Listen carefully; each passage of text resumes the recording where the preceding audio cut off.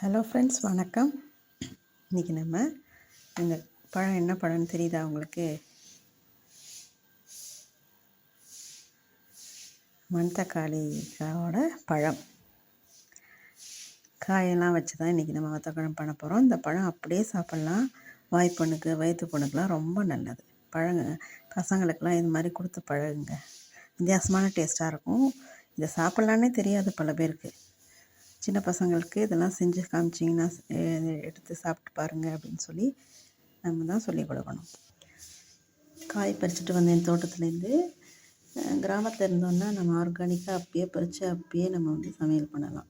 எந்த பூச்சி கொல்லி போட்டிருப்பாங்கன்ற நம்ம பயம் கிடையாது. ஆனாலும் நிறைய தடவை ஒரு 4 தடவை வாஷ் பண்ணிட்டேன்.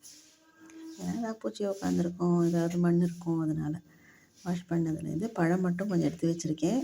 பாக்கி அப்படியே நம்ம குழம்பு பண்ணிடலாம். சாப்பிட்றதுக்கு கொஞ்சோண்டு பழம் எடுத்து வச்சுட்டு நம்ம இதை குழம்பு பண்ணுறது எப்படின்னு பார்ப்போம் வாங்க. வெந்தயம் ஒரு 1/2 ஸ்பூன், கடுகு ஒரு 1/2 ஸ்பூன், உளுத்தம்பருப்பு ஒரு 1 ஸ்பூன், துவரம்பருப்பு ஒரு 1 ஸ்பூன், சீரகம் கொஞ்சம். இதில் வெடிக்குது. அதோடைய 2 மிளகாய், கொஞ்சம் கருவேப்பிலை. எண்ணெயில் இந்த காயை போட்டுடணும். வெடிக்கும்,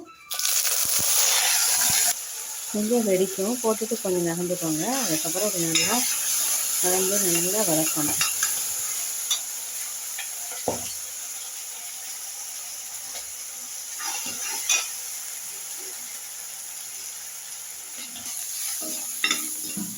நல்லா வதக்கினாலே அந்த பச்சை கலர் மாறி நல்லா வெந்திருக்கும். அந்த சமயத்தில் நம்ம குழம்பு மிளகா அப்படியே போட்டு இதே எண்ணெயில் வதக்கணும்.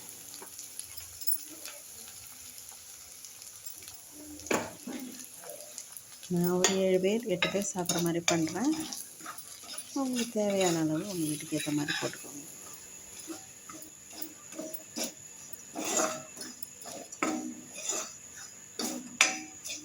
நல்லா எண்ணெயில் ஒரு பரட்டிட்டு அப்படியே புளி தண்ணியை ஊற்ற வேண்டியதான்.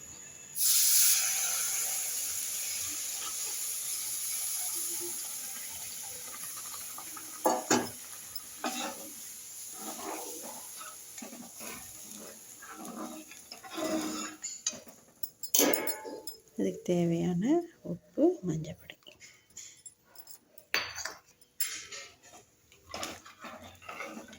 நல்லா கொதிக்கட்டும்.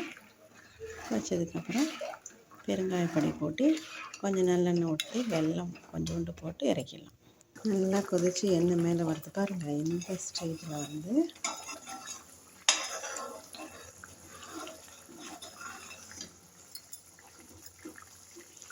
பெருங்காயம் 1 ஸ்பூன்,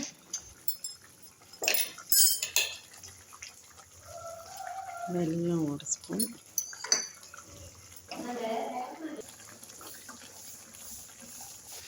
அவ்வளோதாங்க. மணத்தக்காளிக்காய் வத்தக்குழம்பு ரெடி. தேனாட்டம் இருக்குது பாருங்கள். நீங்களும் இது போல் செஞ்சு பாருங்கள். செஞ்சு பார்த்து நல்லா இருந்ததுன்னா ஷேர் பண்ணி சப்ஸ்கிரைப் பண்ணுங்கள். அருமையான மணத்தக்காளிக்காய் வத்தக்குழம்பு ரெடி ஆகிடுச்சு. நீங்களும் இது போல் செஞ்சு பாருங்கள்.